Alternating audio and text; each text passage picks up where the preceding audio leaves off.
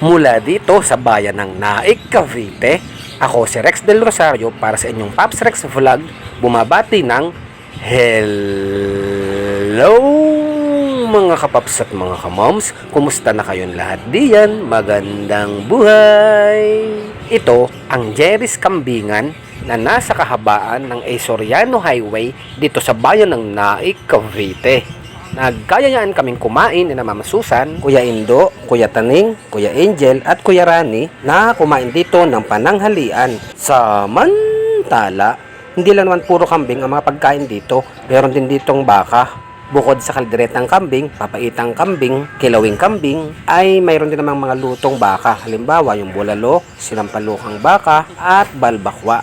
Mayroon din naman ditong itik at native chicken. Ang wala lamang akong nakita dito ay lutong baboy. Hindi ko alam kung meron din dito, pero wala akong nakita o hindi ko napansin. Naku, mga kapaps at mga kamams, ang video panoorin. Ayan. Ayan.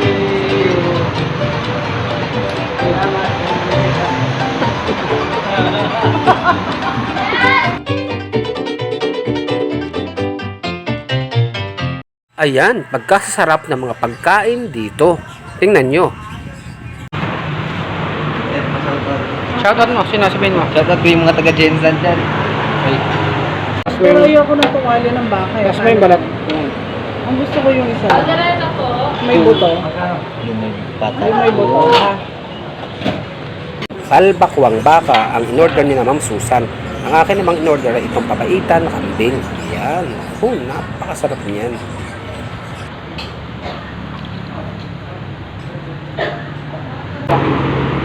Ito lang yung service. Hindi ko lang yung sasalita mo.